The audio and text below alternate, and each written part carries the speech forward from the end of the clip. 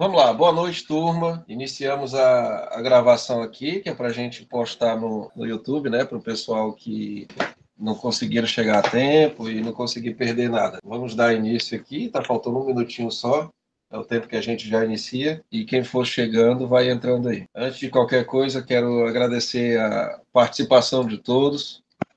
Quero agradecer a todo mundo que, de uma forma ou de outra, acreditou na nossa confederação, no nosso trabalho e que veio, né, contribuir com a nossa formação. Como eu venho falando, né, é uma formação inicial, é uma formação que a gente tem a preocupação que ela seja sempre continuada. Isso aqui posso dizer que é a primeira experiência de vocês com a regra, com a modalidade, e aí isso vai evoluindo e vocês vão chegar na prática. Temos muita gente aqui que é muito capacitada, e aí aos poucos a gente vai melhorando a regra e vai avançando. Gente, vocês estão conseguindo ouvir bem aí? Dá um feedback aí, Ruimar, Tomás, Ricardo, qualquer um de vocês aí. Tranquilo, alto e claro. Novo, eu não tô conseguindo te escutar não, Novo, ó. Tá chiando muito, tá dando mau contato aqui, ó. Por isso que eu perguntei dos outros. Acontece o seguinte, já serve de experiência para todos. O Google Meet, se alguém ligar para vocês no WhatsApp, onde for, a chamada vai ficar baixa, aí vocês têm que sair e voltar na sala. Vamos lá, gente, vamos dar o início aqui.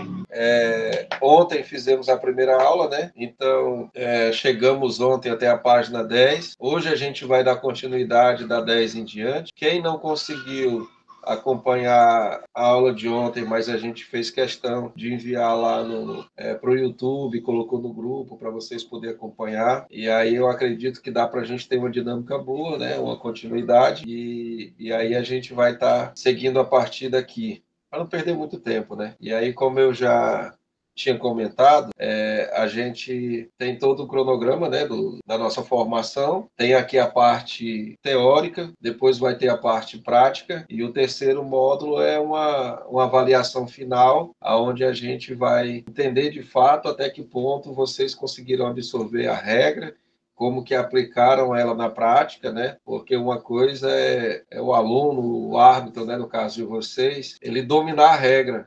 Outra coisa é ele conseguir aplicar, né? E porque tem pessoas que têm dificuldade ali com gestual, com a postura, com o posicionamento. Então, tudo isso é tratado módulo a módulo da nossa capacitação, né? Essa parte aqui é a teórica, e aí quem acompanhou ontem sabe como que funciona a dinâmica, mas para quem está chegando hoje, eu vou tentar acelerar ao máximo, né? A gente vai seguindo, e aí eu vou lendo aqui, acompanhando com vocês, já mandei o livro lá no grupo também, e aí a gente vai dando uma pausa para vocês ir comentando e tirando a dúvida. Caso de dúvida, é importante vocês tirar a dúvida, que é para a gente tentar sanar ali o mais rápido possível. Se por acaso ficou alguma dúvida que não perguntou lá, depois pode perguntar no privado, que a gente faz questão de responder lá no grupo para todo mundo entender. Porque às vezes a dúvida de um é de vários, e às vezes a pessoa fica com vergonha de fazer a pergunta. Vamos lá, deixa eu iniciar aqui. Então vamos agora para a regra 5, gente. O tempo de jogo e categorias da nossa modalidade, né? Deixa eu até aumentar o zoom aqui para facilitar para vocês. Estou meio gripado, mas vamos lá.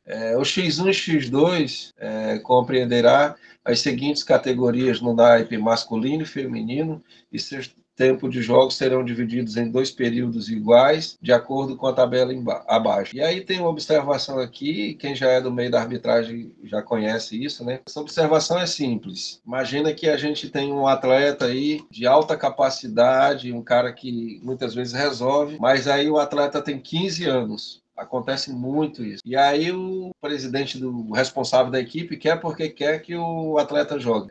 Qualquer organização responsável não vai aceitar isso, porque é regra da FIFA. Não pode. Para a categoria adulta, a idade mínima é 16 anos completos, com autorização e assinatura reconhecida pelo responsável legal. Não pode ser de boca.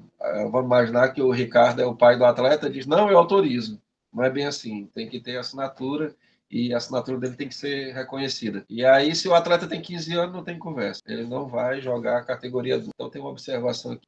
Agora, vamos passar aqui para as categorias, né? Gente, a gente colocamos aqui para a categoria sub-7, masculino e feminino. A idade é até 7 anos. O tempo de jogo é 2 tempos de 6 minutos. E aí, o X1 e o X2, como ele é baseado na regra do futsal e do fut7, nós sabemos que ele tem o tempo técnico, né? Então, o que acontece? Imagina que a gente está num jogo desse aqui, sub-7. Aí o tempo de jogo é apenas 6 minutos. Esse tempo não é cronometrado, é corrido. E aí cabe ao árbitro sempre, inclusive a regra vai falar lá na frente, cabe ao árbitro sempre estar atento ao relógio. Ou seja, teve um tempo técnico, teve um atleta que a gente já sabe que na regra ali machucou, ele vai ser atendido lá fora.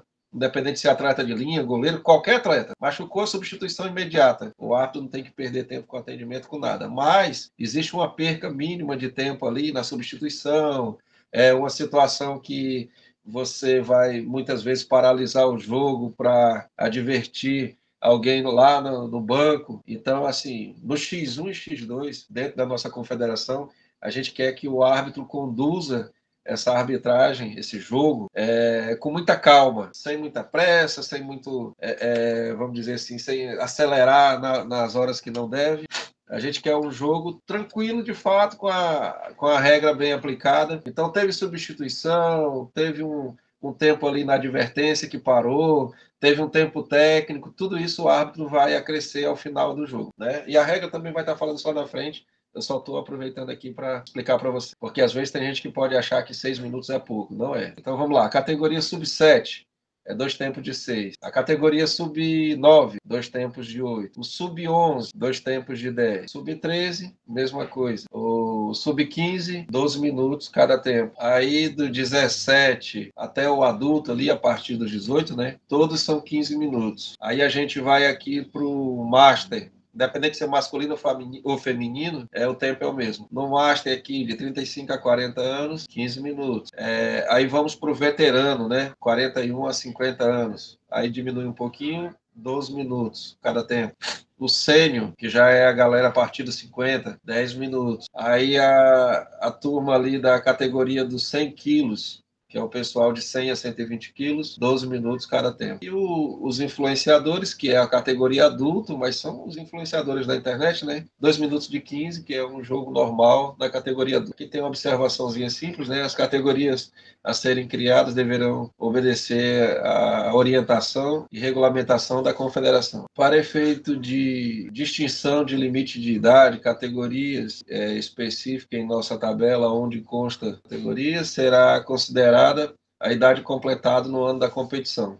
Isso aqui não é novidade para vocês, né? Isso aqui também cabe mais ao organizador, não é ao árbitro, mas isso aqui, o que ele está dizendo, em outras palavras, é que a idade da competição é com base no ano da mesma. Aí vamos lá. Cabe somente ao árbitro marcar o tempo de jogo. Por que foi escrito dessa forma? Porque às vezes o árbitro pode dizer, a mesa marca, a mesa não marca. A mesa acompanha para ela colocar lá na súmula o tempo do gol, o tempo da parada técnica e por aí vai. Mas o jogo em si, quem manda é o árbitro. Então foi colocado bem claro aqui, cabe somente ao árbitro o tempo de jogo, sendo que o controle será de responsabilidade do mesmo e o tempo de acréscimo fica a critério dos acontecimentos durante a partida. É o que eu falei há pouco, né? Vocês vão avaliar quantas alterações houve e tudo o que aconteceu na partida e vai definir o tempo de acréscimo. Então vamos lá, aqui no item 4 da regra, né? Todos os jogos devem ter um intervalo mínimo de 5 minutos, podendo chegar no máximo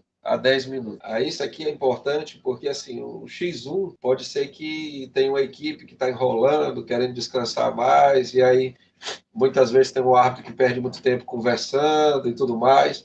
Então já está na regra. O tempo de intervalo ali é de 5 a 10 minutos. Por que 5 a 10? Porque às vezes o árbitro entende que dá para chamar logo a equipe, ele já chama, desde que esteja dentro desse tempo. E aí, quando ele percebe que a equipe não está querendo voltar, a equipe tem até o tempo dela, né, que é os 10 minutos, para descansar. Agora, findou os 10, não tem conversa. Então, o árbitro ali no intervalo, de preferência, isso é uma orientação, não está na regra. Liga o cronômetro e vai esperando. Deu 5 minutos, já chama a galera. Não quer vir, não tem problema não. Espera os 10 minutos, que é direito dele. Passou dos 10, tem que ter jogo. Ficando assim, sob responsabilidade do árbitro, definir tempo necessário para o intervalo com base no mínimo e máximo de tempos permitidos. É o que eu acabei de falar, né? Vocês têm de 5 a 10 minutos para intervalo e cada árbitro vai definir dentro da situação de cada jogo. Isso cabe a vocês. Um pedido de tempo técnico por período pode ser solicitado pelas equipes, ou seja, um tempo no primeiro e um tempo no segundo. Cada equipe pode pedir, e somente o técnico devidamente registrado em súmula ou seu capitão pode pedir ao árbitro da partida. Isso aqui, né, acompanha as regras, como eu já falei, né, do futsal e do fut7. A duração do tempo técnico é de 1 minuto cronometrado, sendo concedido na próxima paralisação da partida, quando a equipe que pediu o tempo estiver com a posse de bola, e esse minuto será acrescido no término do período. Ou seja, vamos colocar aqui uma situação de jogo. Imagina que o Ricardo é o técnico da equipe A e o Tomás lá na equipe B. E aí o Ricardo vai e pede tempo técnico pro árbitro, o árbitro da partida. Então o que o árbitro vai avaliar? Primeiro, a bola tem que estar sobre a posse do Ricardo. Mas quando diz posse, não é porque o atleta está com a bola no pé e está valendo, não. Esse tempo técnico ele vai ser dado no início ou reinício da partida. Ou seja, todo lateral, escanteio, a bola vai para o centro. Então, quando a bola for da equipe que está pedindo tempo, aí você vai dar o tempo para ela e você já vai, de alguma forma, memorizando isso para você entender que no final você vai acrescer 1 minuto tempo técnico. Se houve 2 tempo técnico, 2 minutos. E aí com mais as alterações e outras coisas que vai acontecer na partida. Se alguém for tendo dúvida, vai levantando a mão aí que a gente vai tirando as dúvidas. Durante o período de tempo técnico, as equipes devem se reunir obrigatoriamente juntos no seu banco de reserva. Aí vamos lá. Por que eu fiz isso aqui exatamente? É porque quem já viu, quem já assistiu o X1 no formato anterior, é um negócio meio difícil para vocês árbitros. Por quê? Porque funciona mais ou menos assim. Imagina que o Ricardo ele é o técnico da equipe, aí quando pensa que não, chega lá o Ricardo, o Tomás, aí chega chega o fulano, o Beltrano, ou seja, tem um monte de staff, um monte de gente. E aí o cara vai correndo com a bola, vai aquele monte de gente em cima e o árbitro apita e vai aquela confusão toda.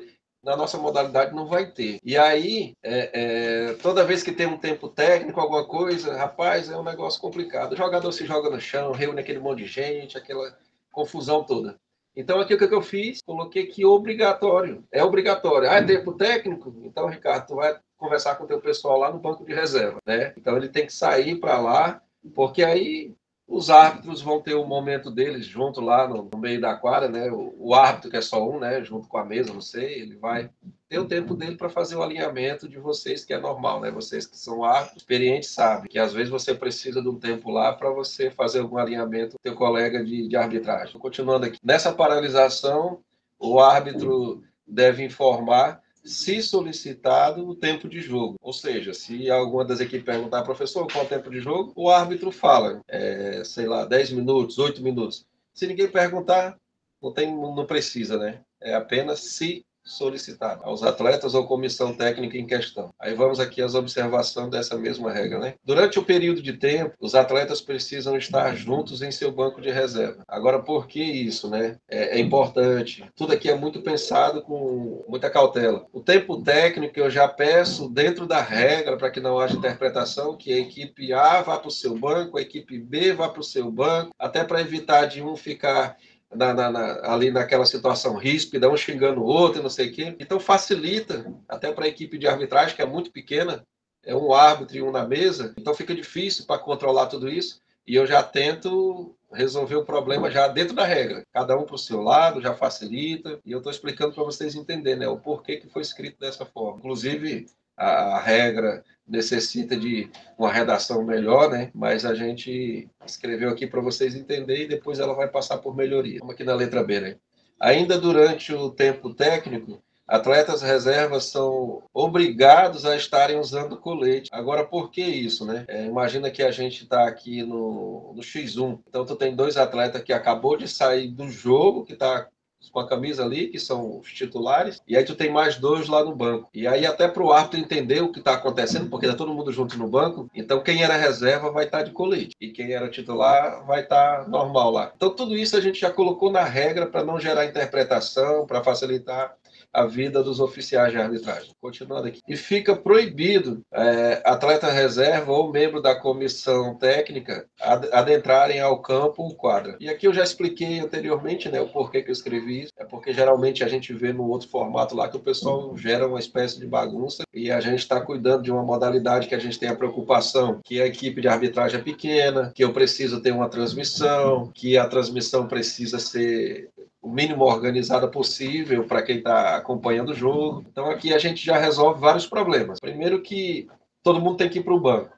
Segundo, quem está no banco não pode entrar no jogo. E aí, se esse atleta não cumprir essa regra, ele vai ser advertido, né? Agora cabe vocês, a experiência de cada árbitro, não vai sair dando cartão à torta e direita. Muitas vezes o árbitro vai lá e vai advertir verbalmente, e se o atleta continuar teimando, né? Aí a história é outra.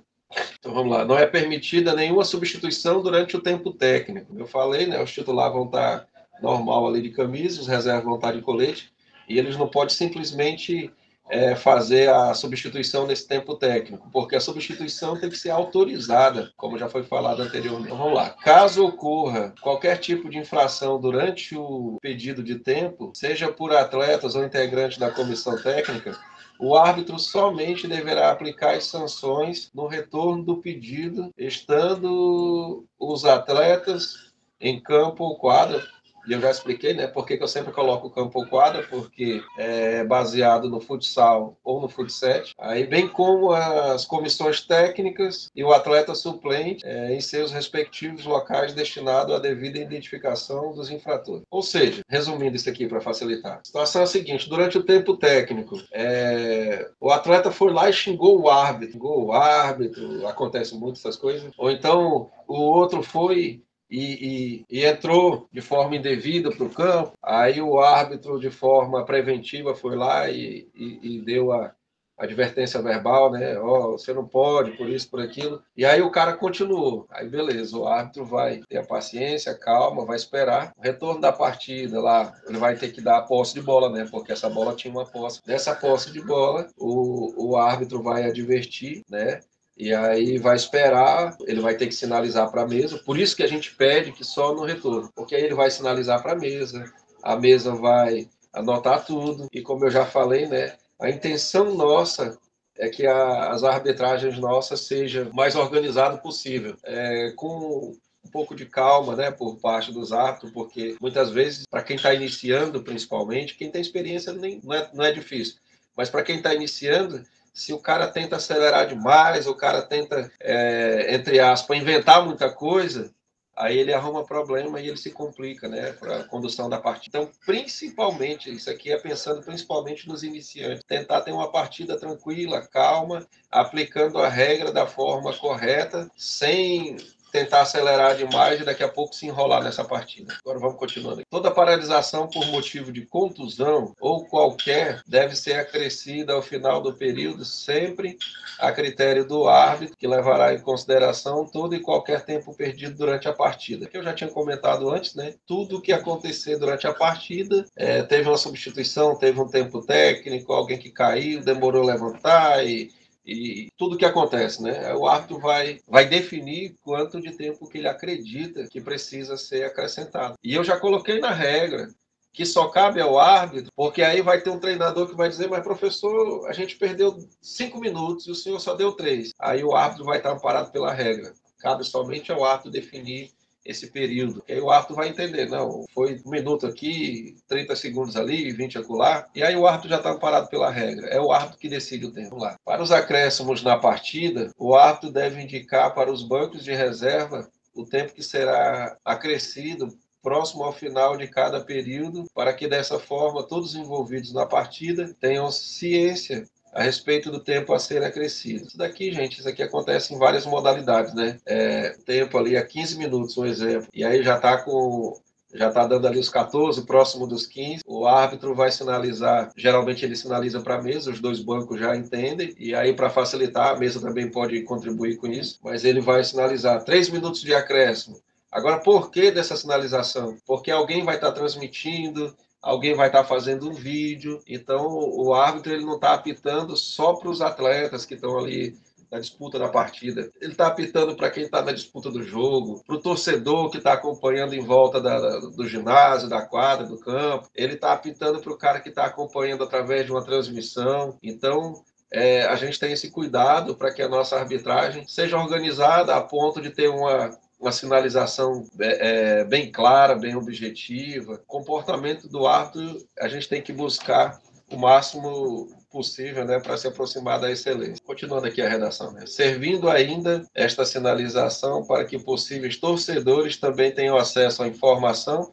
de forma clara e objetiva. É o que eu falei, né? O árbitro não apita só para quem está jogando, ele apita também para quem está vendo e acompanhando. Sempre que um atleta se machucar, contundir em jogo, o mesmo será obrigatoriamente substituído e seu atendimento acontecerá no banco de reserva, sem prejuízo ao tempo de jogo. Ou seja, não cabe ao árbitro dizer que o atleta se machucou, que o atleta não aguenta mais. O cara caiu, o árbitro vai lá. Os mais experientes todos fazem isso. O árbitro vai lá e chega lá e atleta tem condições de jogo? Você não vai perguntar se ele machucou, pergunta se ele tem condições. Tem condições de jogo? Se o cara falar não, não, professor, não sei o que, então tu sai lá e tu vai ser atendido lá fora. Aí o árbitro automaticamente sinaliza para o banco que precisa da substituição, porque o árbitro não pode ficar esperando o cara se recuperar. Substitui, vai ser atendido lá fora. Se o cara disser, não, professor, estou pronto, então levanta e vamos para o jogo. Então é simples, né? Eu acho que facilita muito aqui a condução da partida, a dinâmica para quem está assistindo o jogo, porque essa regra é pensada também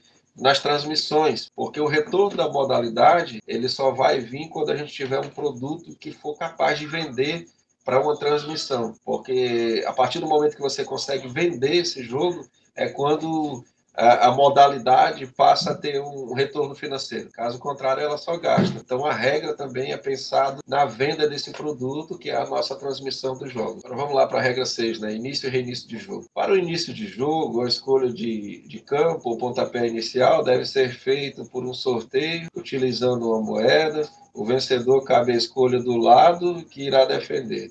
E a equipe perdedora do sorteio terá o direito à posse de bola. Como aqui acredito que todos, ou pelo menos 99% já atuam na arbitragem, isso aqui é normal, você já conhece de cor. A partida terá início após autorização do árbitro. Quando um atleta da equipe beneficiada com a saída movimentar a bola, movimentará, no caso, né?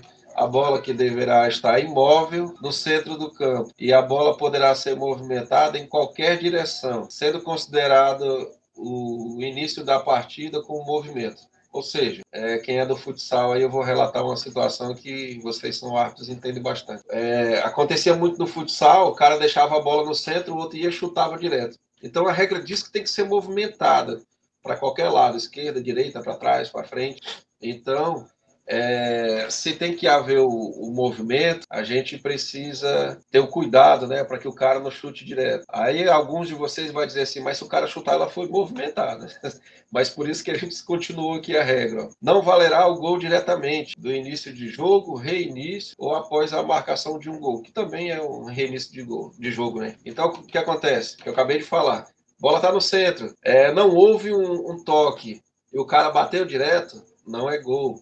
Ela tem que ser tocada e movimentada. Então, percebe-se aqui que a regra começa aqui e ela tem a complementação na letra A, certo? Qualquer dúvida, vocês vão perguntando aí. O atleta que der o pontapé inicial deverá fazê-lo em, no máximo, 5 segundos. Ultrapassando esse tempo, será punido com advertência verbal, porém sem perder a posse de bola. Então vamos lá. O que acontece aqui? Orientação. O que o árbitro vai fazer? Centro do jogo ali, vai iniciar a partida, ou então sair um gol. Início ou reinício de jogo, né? O cara tem 5 segundos para botar essa bola em jogo. Então o que o árbitro faz? Apitou, levanta a mão, segura a mão erguida e começa. 1, 2, 3, 4, 5. Fechou os 5, já era. Esse atleta vai ser advertido verbalmente, sem perder a posse de bola, e ele vai fazer de novo. Agora, se ele continuar cometendo isso, aí já percebe que está havendo uma má intenção por parte dele, ele vai perder a posse de bola. Vamos até ver como é que eu continuei aqui a redação. O atleta que estiver sem a posse de bola durante o início ou reinício de jogo deverá estar em seu campo ou quadra de defesa. Isso aqui, gente, a gente faz questão de colocar porque acontece assim, imagina que está lá no X1, aí está jogando o Ricardo contra o Tomás. Cada um com seus respectivos goleiros. Aí o Ricardo vai e faz o gol e fica comemorando, enrolando aquele negócio todo. E aí o árbitro, às vezes, iniciante, que não tem experiência, ele apita pro cara bater o centro. Aí o Tomás vai, pega a bola e sai, não tem defesa. Por quê? Porque o Ricardo ficou comemorando na quadra de ataque. Então o Tomás vai, sai, não tem ninguém para defender, vai e faz o gol. Então o que a gente entende escrevendo a regra dessa forma? A gente evita essa artimanha dizendo que essa bola, esse jogo só pode ser reiniciado quando o atleta que está defendendo, no caso, ele estiver na quadra de defesa. Se ele não voltar para a quadra dele, não tem como, porque o X1, ou no caso o X2, é um embate. E aí seria injusto você deixar que um centro fosse batido sem esses cuidados. Coisa que vocês vê no formato anterior dos caras aí. Então a gente tem toda essa preocupação. Como eu falei para vocês, eu tenho a preocupação na hora de escrever aqui com um produto que consiga vender para transmissão, com toda a responsabilidade, uma regra que se aproxima ao máximo das regras oficiais da FIFA, são do futsal e do fut7, né? Qualquer dúvida aí, gente, pode levantar a mão que a gente para aqui e responde. Então vamos lá. Desta forma, não poderá ser dado a continuidade do jogo caso o atleta sem a posse de bola esteja no campo ou quadra de ataque, por qualquer que seja o motivo. Então, o que é o reinício de jogo?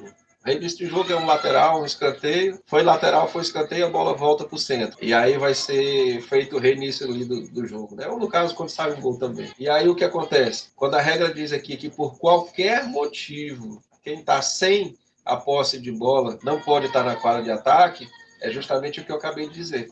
Porque não vai ter defensor. Então o jogo só volta a ter a continuidade normal quando ele tiver quem ataca e quem defende. Não pode ter um favorecido através desse início ou reinício. Vamos lá, continuando aqui. Depois de consignado um gol, a partida será reiniciada da mesma forma pela equipe que sofreu. Isso aqui é simples, né? Tomou um gol, vai para o centro e vai de novo. Após o intervalo, as equipes trocam de lado. Fala, professor. Boa noite a todos. Você falou aí, eu já estou vendo que vai mudar para a regra 7, que são os gols. Isso. E lá no tiro de saída, foi dito que se o tiro de saída for demorado por mais de 5 segundos e o atleta não executar, o mesmo será advertido verbalmente e não perderá a posse de bola. Certo. A minha pergunta, ela vai direto ao contexto geral da partida. Vamos imaginar que o atleta, devido ao atleta, ou em qualquer um outro momento de reinício de jogo, ele resolveu tornar mais 5 segundos de jogo sem dar início à posse, ao início da partida. E aí não tem nenhum lugar, pelo menos até agora, que já vai para a regra 7, dizendo que ele deverá ser advertido novamente, verbalmente, ou se ele deverá ser advertido com cartão amarelo, ou se ele perderá a posse de bola, porque da forma como ficou, a regra vai ficar beneficiando o infrator. Ele vai poder fazer este ato diversas vezes e vai ganhar esse tempo, e quem vai perder no final vai ser o jogo que a gente vai ter que acrescer no final. Então isso tudo pode acarretar no final, mas é só uma opinião minha para que se possa ser melhorado aí, depois colocar um adendo aí, porque senão isso pode beneficiar sempre aí a equipe infratora. Sim, o senhor está correto. Porque a gente escreve e a gente lê, mas só quando a gente vai aplicar de fato é que a gente percebe. Mas foi uma falha assim que... O que é que a gente entende? Se o Ricardo foi lá e demorou, aí o árbitro vai lá e dá advertência verbal. Se ele volta a cometer o mesmo erro, isso prova que ele está tentando um beneficiamento indevido. Então ele tem que ser advertido. Mas como você disse, a regra não está clara porque ela não diz que a partir da segunda vez ele tem que ser advertido com cartão amarelo, mas a gente vai acrescentar. Só porque senão vai ficar o seguinte, como não tem escrito em lugar algum, se o árbitro, por entender que ele está usando dessa atitude deliberada para ganhar vantagem e advertir verbalmente, pode dizer, não, você está me advertindo verbalmente, me ademoestando cartão amarelo, porque se não tem na regra. A regra só diz que eu, vou ser advertido verbalmente e não vou perder a posse de bola. Então ele vai poder fazer isso ou qualquer outra pessoa várias vezes, não perderá a posse de bola e só vai ser divertido verbalmente. Então vai estar beneficiando sempre ele. Sim. Além de acrescentar, tem que ser colocado que, além de perder a posse de bola, ele vai ser divertido com cartão, no caso, cartão amarelo. Mas é isso mesmo. Vamos lá, gente. Continuando. Gente, quem for tendo dúvida, vai falando aí pra gente saber. Aqui sobre os gols. Isso aqui são regras simples, né? Graças a Deus, a maioria de vocês, todos, têm experiência com esporte, então isso facilita pra gente. Mas vamos lá. O gol será validado quando ultrapassar inteiramente a linha de fundo entre os postes de meta, a barra transversal, contando que não seja levada, lançada ou intencionalmente golpeada com a mão ou o braço do atleta da equipe atacante. Ou seja, a equipe de ataque, né, não, bateu na mão de alguma forma, não vai ser validado o gol. Que é tranquilo para você. Vamos aqui na letra A. Caso um gol seja marcado ou ambas as equipes sofrem o número de gols, a partida é considerada empatada e será resolvida por penalidades máximas para definir o vencedor do jogo. É que caso nenhum marque um gol, né? Então, gente, é assim, o X1, diferente de outras modalidades, a gente não quer que de modo nenhum ele termine empatado. Então, o jogo terminou 0-0, 1-1, seja o que for, ele vai ser definido em penalidade máxima. E aí a regra vai estar explicando sobre a penalidade máxima mais na frente. Caso uma das equipes consigne o maior número de gols, esta é considerada vencedora da partida. Nenhum gol pode ser validado diretamente do campo de defesa, exceção quando a bola tocar no adversário ou até mesmo com a participação do goleiro adversário. Então, o que eu quero dizer com isso? Imagina que eu estou no campo de defesa e aí eu percebi que o goleiro lá da outra equipe está adiantado.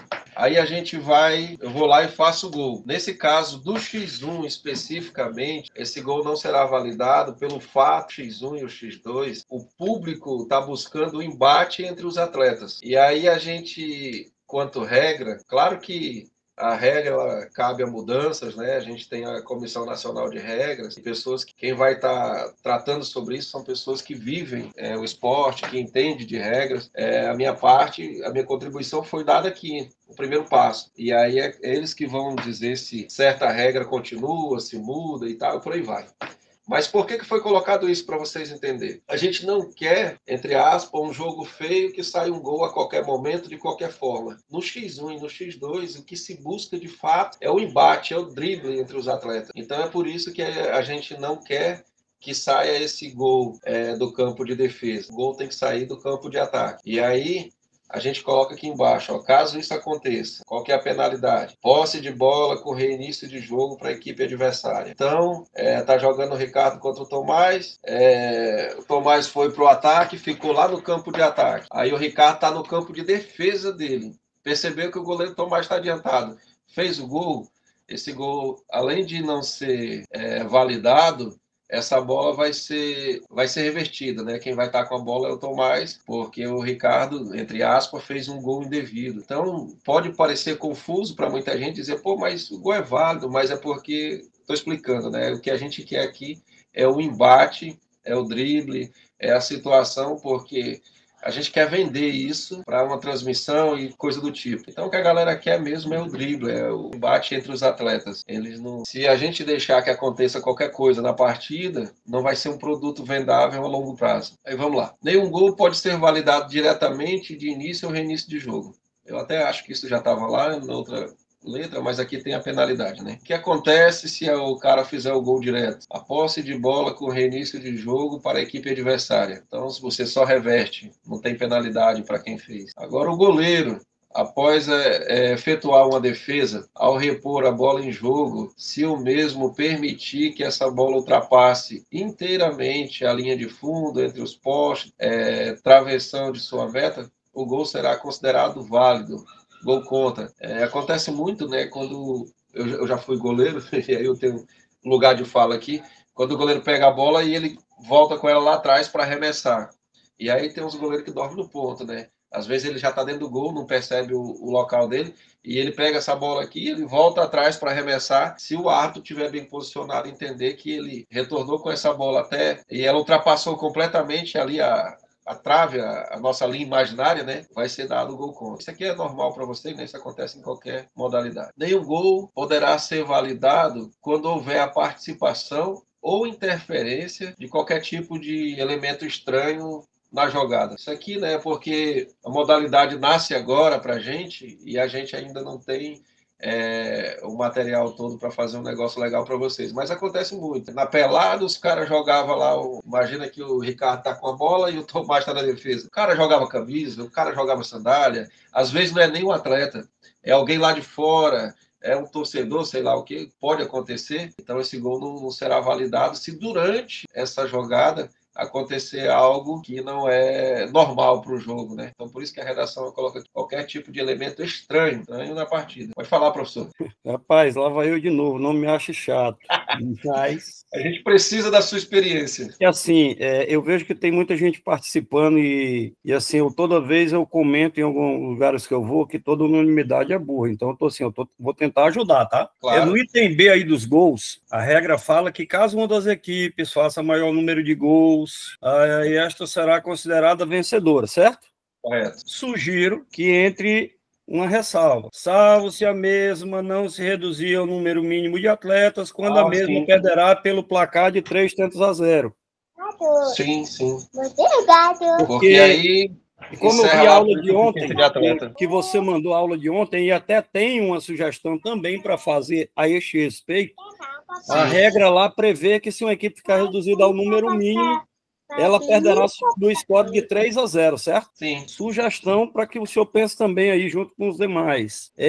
Como eu sei que vão haver competições, e as competições, infelizmente, usam muito de muita má fé, pode acontecer que num determinado momento, uma equipe, para não sofrer uma goleada maior, que já esteja sofrendo uma goleada por mais de 10 gols, se reduza a menos, para que a sua equipe só perca por score de 3-0, assim ela não vai fazer nem artilheiro e nem vai perder pelo critério de número de gols sofridos. Correto. Então, assim, se tiver perdendo pelo score maior que 3-0, eu sugiro que se ficou reduzido ao número mínimo, ela perca pelo score que estava no momento do jogo, e que se a partida tiver com um score menor que 3, essa partida vá para o score de 3-0. Correto. Tá bom? Agradeço. E aí no item F, nenhum gol poderá ser validado quando houver uma interferência externa, certo? Correto. Preocupação, mais uma vez, para que se não beneficie o infrator. A gente deve analisar de onde partiu esse objeto e se esse objeto interferiu diretamente na jogada, porque pensa comigo, a minha equipe vai sofrer um gol, eu estou no banco de reserva e eu pego uma garrafa, uma chuteira, qualquer coisa, ou jogo no atleta, ou jogo na bola e desvio a bola de qualquer forma, e a regra está dizendo que o gol não poderá ser validado. Dessa forma, eu vou beneficiar o infrator que atirou esse... E assim, não tem nada previsto também aí se ele vai ser advertido, se ele vai ser expulso, porque lá nas outras regras é uma agressão ao jogo, isso é uma atitude antiesportiva. Então, a gente tem que ter o cuidado de ver qual é a sanção disciplinar e de que forma vai proceder depois, tá? Isso é só uma... Como eu estou vendo aqui, eu estou no segundo dia, você mandou de ontem, eu dei uma lida, e eu estou vendo aqui agora, então são coisas para a gente pensar para frente, tá? Senão a gente pode beneficiar o infrator. Me perdoe aí o resto do pessoal que não está falando, mas assim, se eu ver alguma coisa assim, eu vou falar para tentar ajudar, tá bom? Na verdade, eu agradeço, né? Porque isso faz a gente evoluir. Então vamos lá, gente. Falando aqui sobre os cartões, e sempre eu também peço que vocês perdoem as minhas colocações, né?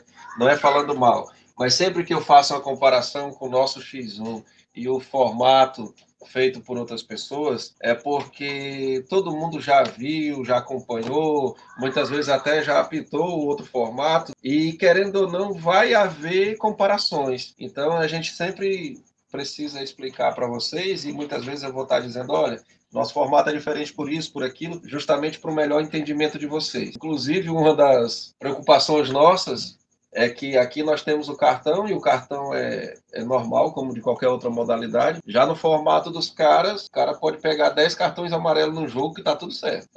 E aqui não cabe eu ficar criticando ou não, eu estou apenas explicando a diferença de uma para outra. Então vamos lá, faltas e cartões, né? As infrações, No caso, as faltas abordadas em nossa regra serão divididas em dois tipos. São as faltas acumulativas e as não acumulativas. Faltas acumulativas serão consideradas faltas acumulativas todas que forem cometidas em decorrência da disputa de bola durante uma partida. E ainda toda e qualquer falta cometida durante a realização do jogo. Essas faltas precisam ser anotadas pelo mesário da partida, uma vez que cada equipe poderá cometer no máximo 5 faltas em cada tempo de jogo. Caso uma das equipes ultrapasse a quantidade de falta, todas as outras a partir da sexta não precisa mais ser anotada, tendo em vista que a partir da sexta todas serão dados shootout ou tiro livre a favor de quem recebeu esta falta, até que se finalize o tempo de jogo, e para o próximo tempo de jogo, as faltas acumulativas, aqui são, né? Mas serão zeradas e começam a ser contadas novamente. Agora eu vou tentar explicar aqui de forma simples, mas só ver aqui que alguém pediu para entrar. Então vamos lá, isso aqui é simples, gente. O que é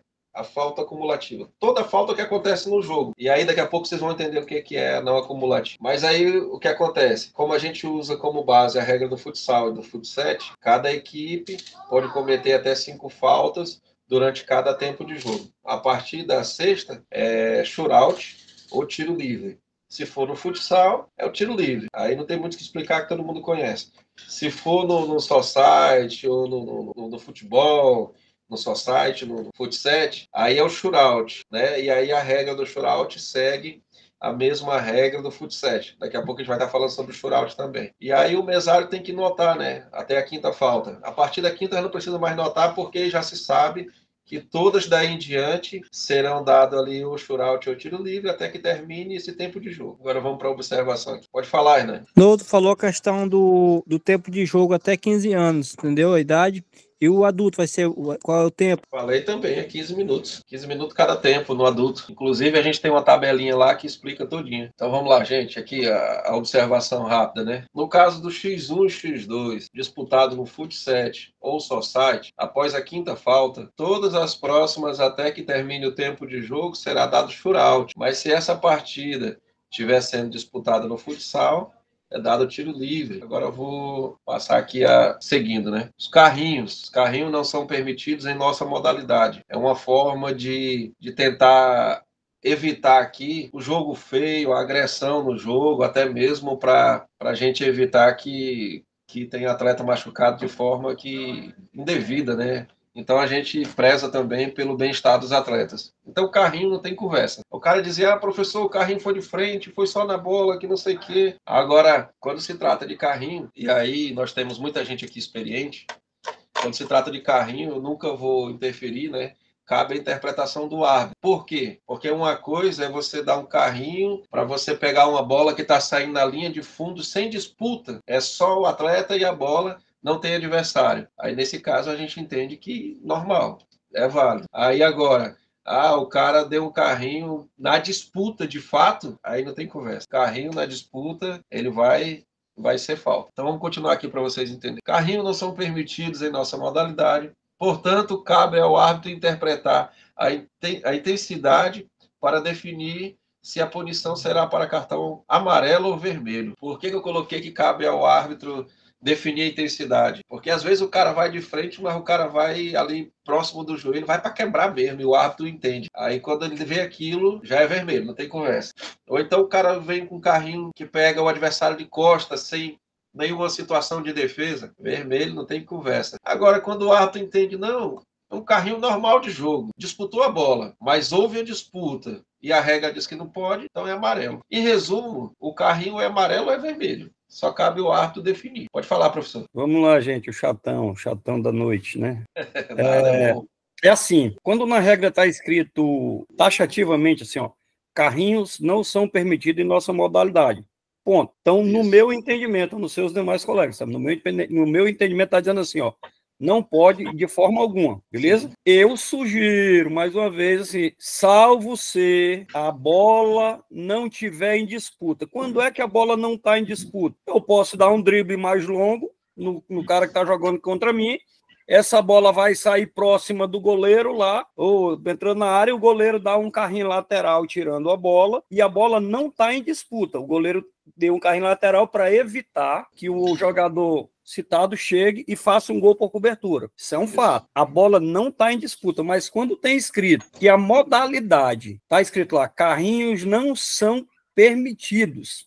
Ponto. Então, assim, qualquer tipo de carrinho, ou com baixa intensidade ou com alta intensidade, ele não é permitido. Aí eu vou contigo. Já deu o carrinho, é fato. O árbitro só tem que decidir ou discernir se é cartão amarelo ou cartão vermelho. Por quê? Porque a outra parte, a regra já disse, não é permitido. Então, para que se coloque alguma coisa, seria bom frisar se a bola estiver em disputa, se não tiver. E aí a interpretação que você falou seria o que é disputa, que aí seria cuidado do instrutor dizer assim, o que é disputa de bola? Quando eu estou disputando uma bola, né? Então, quando esta bola está à disposição de ambos os jogadores, quando é que ela está à disposição de ambos, quando ela está a menos de meio metro para os dois, e aí ambos estão disputando aquele material. Senão, não tem disputa, beleza? Mas isso é só uma questão de adequação aí, porque como está escrito que não serão permitidos, aí vai ficar, de novo, igual a situação lá de cima. Os jogadores dizem, não, peraí, eu parei porque eu tirei até o pé da bola porque a regra diz que não é permitido, ou não Sim. fui para disputa por isso, tá bom? Cabe uma ressalva nessa letra, eu já até notei aqui. Então, gente, outra coisa que é colocada aqui, o Hernandes levantou a mão, mas depois baixou, acho que já entendeu. Então, outra coisa que é colocada aqui, ó, e aí, fala, Hernandes, aí eu continuo. Novo, eu tenho uma dúvida. A questão do passivo do cartão amarelo e o lance para vermelho. Lance para vermelho, no momento que o atleta é uma falta mais agressiva, lance para vermelho. Imediatamente o atleta reserva entra em campo. Agora, caso não tenha o atleta reserva, é dado o fim da partida? Se não tiver atleta reserva, é dado o fim da partida por insuficiência de atleta. E a regra também vai falar lá em cartões amarelo e vermelho. O amarelo, ela vai dizer que tem um tempo para esperar, e o vermelho também vai estar... Sobre o amarelo e vermelho, tu vai já ver. Mas se não tiver reserva, a partida é encerrada sim, porque a intenção da regra é tentar, entre aspas, forçar as equipes a chegar para o jogo com equipe de fato, e não com dois atletas. Então, a gente faz de tudo para que essa regra incentive as equipes a chegar em equipe de fato e direito. Os clubes chegam lá como equipe, com 4 atletas para a disputa do jogo. Mas sobre o amarelo e vermelho, tu vai já entender que tem uma parte que fala. Então vamos lá, gente. Aqui uma coisa que é muito normal vocês encontrarem em outros formatos de X1. O cara empurra o outro, dá tapa na cara do outro, faz de tudo e lá tá normal. Aqui não. Então eu coloquei aqui uma redação, né, que sempre cabe melhoras, mas eu coloquei assim: não é permitido empurrar assintosamente o adversário durante a disputa de bola. Porque, assim, algumas pessoas que apitam o X1 no formato anterior ao nosso, ele diz, é jogo de contato. Não é, gente. Porque imagina que tá jogando eu contra o Ricardo tá com a posse de bola, e eu vou lá e empurro o cara pelas costas, muitas vezes empurra com as duas mãos mesmo, vocês têm que ver, quem assistir no YouTube aí vai ver. O cara empurra com as duas mãos. Aí não dá, gente. Aí isso não é jogo nem aqui, nem na China. Isso sempre vai ser falta. Então a gente colocou aqui que não é permitido empurrar assintosamente. Aí, claro, né? Como o professor Rony acabou de falar, essa parte vai caber na hora da prática. A pessoa que vai estar conduzindo com vocês explicar para vocês, o que é um empurrão de forma assintosa, é mais ou menos isso, mais ou menos aquilo. Inclusive, a gente vai colher esse material, vai pagar uma pessoa para fazer a filmagem e tudo, que é para nos próximos cursos de arbitragem a gente ter as situações de jogo para apresentar. Outra coisa que a gente colocou aqui é que não é permitido agressões verbais... Eu vou estar cansadinha, né? Se eu tivesse aí para lhe dar uma massagem. Então vamos lá. Não é permitido agressões verbais a nenhuma das pessoas envolvidas diretamente no jogo, seja atletas, organizadores ou outros. Então, o que eu quero dizer com isso? Agressões verbais acontecem muito. É o cara que está no banco e aí, às vezes, ele xinga o próprio atleta dele, da equipe dele.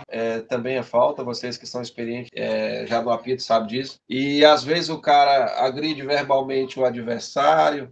agride o árbitro, o mesário, o organizador, o que for. Então a gente já colocou logo na regra que não é permitido. Aí a penalidade aqui, cabe ao árbitro da partida interpretar a gravidade das palavras proferidas para decidir sobre a aplicação de cartão amarelo ou vermelho, e a posse de bola é dada, no caso, para a equipe adversária, né? Então, o que acontece? Quando a gente coloca aqui que a penalidade cabe ao árbitro definir aqui se vai ser um amarelo ou vermelho, é porque não tem jeito. A gente tem que tentar... Claro que a regra é nova, a modalidade é nova, pode acontecer na Comissão Nacional de Arbitragem as pessoas entenderem, não, aqui a gente tem que melhorar para cá ou para lá, mas nesse momento o entendimento é a gente acabar com a falta de respeito dentro do esporte. Como que acaba isso? O cara chamou de filho dessa, filho daquela, fez isso, fez aquilo, é cartão logo. Dá logo um amarelo pro cara, que ou esfria a situação, ou o cara continua e ele vai pegar o segundo amarelo e vai para a rua. Mas é como eu disse, né? A modalidade nova, a regra nova, esse é o entendimento de momento. E aí vai caber a nossa comissão avaliar quando isso acontecer na prática, né? E aí a comissão vai avaliar até que ponto a gente precisa melhorar ou mudar. Agora vamos falar o que é a falta não acumulativa. Gente, acumulativa é o que é notado na súmula, e não acumulativo é o que não vai contabilizar para as 5 faltas lá, para poder favorecer alguém durante a partida, para ele ter o shootout ou o tiro livre. Em resumo, é isso, né? O acumulativo e não acumulativo. Mas vamos lá. As não acumulativas serão consideradas como faltas não acumulativas toda e qualquer falta cometida fora do campo ou quadra de jogo. Por exemplo, quando o árbitro paralisa a partida para divertir um atleta que se encontra no banco de reserva. Atletas ou membros de comissão técnica postados ou não em seus respectivos bancos de reserva. Estes são exemplos de faltas não acumulativas. Nesses casos, o árbitro precisa paralisar a partida para divertir, podendo até fazer a aplicação de cartão amarelo ou vermelho, conforme a gravidade da infração cometida. Ou seja, o cara está lá, é o que a gente estava comentando agora há pouco, o cara está lá no banco de reserva, está xingando, está enchendo o saco, está atrapalhando a condução da partida. O árbitro vai lá e pode ser o treinador, pode ser o que for. Vai lá e professor, não é assim e tal, vai lá e dá o amarelo. E aí o cara continua, ele vai dar o vermelho. Mas se ele perceber de cara que aquele cara já está extrapolando os limites, então cabe ao árbitro dar logo um vermelho, e a regra já segura, cabe ao árbitro dar amarelo ou vermelho. Então a gente tenta de toda forma ter uma regra que consegue ter um jogo de forma ordeira, organizada, porque como eu disse, a minha preocupação é que isso seja uma modalidade que a gente consiga vender essa transmissão. E quando você transmite, você não transmite só para adultos. Tem crianças vendo isso. Tem toda a preocupação, né? Então, assim, muita gente vai achar, o cara coloca regra demais. Não é regra demais. É uma modalidade que busca o reconhecimento do Ministério do Esporte, que busca se aproximar da FIFA, que busca ter uma transmissão. Então tem que ser organizado, senão não funciona. Se não fosse para ser organizado, não seríamos confederação também. Agora vamos aqui para a observação, né? Todas as faltas não acumulativas, quando for aplicado o cartão amarelo ou vermelho, precisa ser anotada pelo árbitro em súmula. Ou seja, o árbitro foi lá, deu um cartão, ele vai ter que relatar, não, deu cartão para o Hernanes porque ele estava agredindo verbalmente fulano ou Beltrano, e aí se o árbitro quiser fazer um relatório mais completo, vai dizer, chamou de filho dessa, filho daquela, fez isso, fez aquilo, e inclusive quando for na prática vocês vão ter orientação de como fazer o relatório de súmula, que tem gente que não consegue nem relatar uma súmula. Aí temos aqui uma orientação, né, a respeito disso ainda. O árbitro da partida, na aplicação dessa regra, sem qualquer prejuízo ao jogo, deve aplicar advertência, falta não acumulativa, de forma oportuna no início ou reinício de jogo. Porém, precisa haver a clara comunicação. Ou seja, imagina que está ali uma situação de ataque de jogo lá, e o árbitro está focado, porque é só um árbitro, ele está em cima do lance, aquele negócio todo, mas ele está vendo que o cara lá no banco está enchendo o saco. Então ele termina ali a partida, por isso que eu coloquei de forma oportuna. Ele termina ali o lance, no caso, e aí terminou o lance na primeira início ou reinício de jogo, que é quando sai para lateral, sai para escanteio e tal. Aí o árbitro vai lá, né, e sinaliza para todo mundo, até mesmo para a transmissão, torcida entender, né? Ele sinaliza que está indo lá no banco de reserva para advertir o cara e vai dizer, professor, eu estou advertindo o senhor porque durante o lance o senhor estava assim, estava assado. Então, ou seja, os árbitros nossos, eles precisam a todo momento tentar ter uma arbitragem segura, uma condução de jogo que consiga ter as decisões dele muito claras, para que atletas, torcida e transmissão, todo mundo entenda o que está acontecendo. Porque não é só o árbitro deixar passar o lance e voltar lá e dar um cartão e ninguém entende por que ele deu o cartão. Então é tentar ter os atos no apito ali muito claro e objetivo, a sinalização e a postura é muito importante nessa hora. Por isso que vai ter o módulo específico para isso. Agora vamos lá, o que o Hernando estava tentando antecipar a respeito dos cartões. Pode falar, professor. Eu queria lhe pedir perdão e pedir assim, a Vera levantou a mão antes de mim e as mulheres estão sempre à frente, professor. Eu não vi, macho. Desculpa, Vera. Manda. Falou mal do mesário, Rony. Não é porque Liga o teu áudio, Vera. Não, era na questão das faltas na acumulativa, né? Que eu ia falar a questão do lateral também, né? Nesse caso, ele não se assimila ao futsal, não. Porque lateral e escanteio no X1, Vera, saiu, vai para o centro. Vai ser batido o centro. Então, dificilmente o cara vai errar o centro. Ah, tá. É diferente do futsal, que o cara vai bater um lateral normal. Tá. No caso do X1, não. Agora, para pessoas como tu, Vera, para pessoas como você, que trabalha em várias regras diferentes, é complicado virar a chave. Mas o X1 vai ser um pouco tranquilo. Depois que começar a ter a prática de fato. Então vamos lá, vou para a minha então, que a minha não é dúvida. É mais uma para que você anote aí, para que seja revisto, tá? Quanto às faltas cometidas por jogadores ou membros da equipe técnica fora da quadra do jogo, tá bom? Não acumulativo, sim. E é isso. Eu penso que os jogadores podem usar também essas faltas de maneira inoportuna ou de maneira antidesportiva para ganhar vantagem da jogada. É uma jogada mais próxima do banco, que o jogador faça o drible mais próximo. Você imagina um jogador, um membro da equipe técnica ou puxando, ou dando uma rasteira, alguma coisa do gênero, que é uma falta. E ela é passiva de cartão e ela deveria ser dada como falta acumulativa, porque ela tirou a vantagem do adversário que estava com a bola. Então, se eu continuar dando uma falta não acumulativa e eu tiver que admoestar ou expulsar o jogador, eu ainda assim estou beneficiando o infrator, porque aí eu já deixei de talvez que a outra equipe consiga um gol, que está na vantagem, né? Está jogando para frente, foi derrubado, ou foi puxado, ou foi empurrado fora da quadra de jogo. Seria interessante que a gente revisse isso aí, porque pode estar beneficiando diretamente o infrator. Isso aí já aconteceu no futsal. E antigamente no futsal a regra dizia que era em qualquer situação de invasão de quadra e tarará, seria só tiro livre indireto. E aí, mesmo que tivesse estourado, continuaria sendo indireto, e isso gerou muita bronca, e depois a regra evoluiu e passou a ser tiro livre direto e cartão. Então, interessante. De não beneficiar o infrator sempre. A gente ter as pessoas que têm experiência, né, junto, porque para quem fazer que nem o outro. Para quem imaginou, eu imaginei simples, o cara que está lá fora, mas aí você tem razão. Muitas vezes o cara que está ganhando ali de 3-0, e aí no finalzinho, ou então um jogo mais parelho, né? Um jogo de 1-0. Aí pode ser que o cara do banco literalmente esteja interferindo na partida para não tomar o gol do empate, né? A gente sabe como é que é jogos no interior e pode acontecer isso mesmo. Já coloquei aqui. Sim, Vera. Qual a tua dúvida? Pode ligar teu áudio, Vera. Não tenho dúvida, não. É que alguém tinha levantado a mão aí eu... Minha mão tá levantada. Eu baixei. Agora é o Fabrício pedindo para entrar. Vamos lá, gente. Agora eu vou falar aqui a respeito do cartão amarelo. O cartão amarelo é usado para advertir o atleta ou comissão técnica durante uma partida. O atleta ou componente da comissão técnica que tomar o segundo cartão na mesma partida receberá automaticamente o cartão vermelho, causando sua expulsão do jogo. Então, diferente, mais uma vez falando, né? Diferente do formato anterior, lá o cara toma 50 cartões e fica por isso mesmo. Aqui não. É um cartão, no segundo é rua. No caso do amarelo. Agora vamos para o vermelho. Cartão vermelho é usado para expulsão de atleta ou componente da comissão técnica conforme a infração ou ato cometido durante uma partida. Mesmo após o término de uma partida, atletas ou componentes da comissão técnica presentes no local do jogo poderão receber cartão vermelho, caso o árbitro entenda necessário. E este cartão precisa ser obrigatoriamente anotado em súmula, onde passará por avaliação da comissão disciplinar e ainda, caso necessário, pelo Tribunal de Justiça Desportiva. Então, por que a gente botou isso?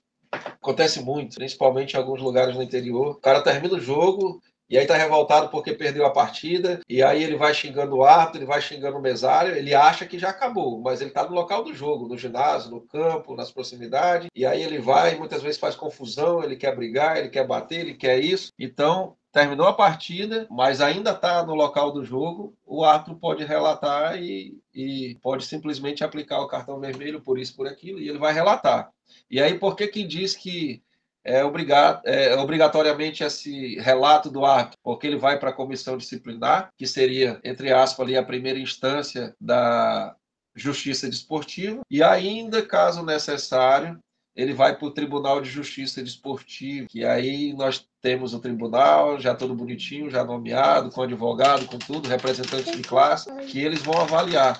Porque se terminou o jogo e essa pessoa pegou um cartão, é porque ele estava cometendo algo ali que não é legal para a condução da competição, da partida, do que seja. Então, ele precisa ser julgado, né? Claro, dado todos o direito de ampla defesa e tudo mais, mas ele tem que ser julgado para que seja punido de forma exemplar e que não haja isso novamente em outras partidas. Então, nós temos toda essa preocupação. Agora vem aqui ainda continuando sobre expulsão, tá?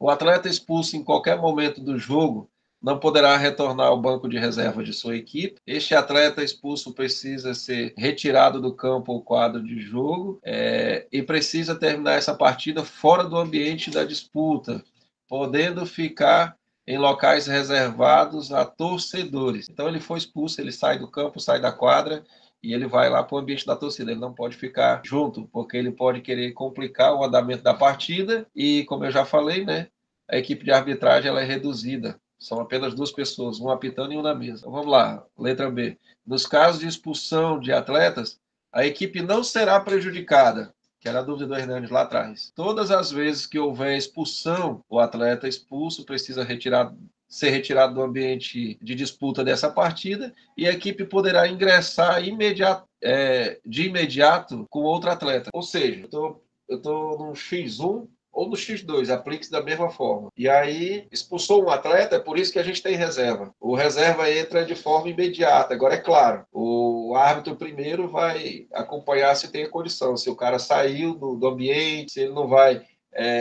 causar tumulto e tal. E aí entra um reserva e continua tudo normal. Agora, aí volta a outras letras da regra, né?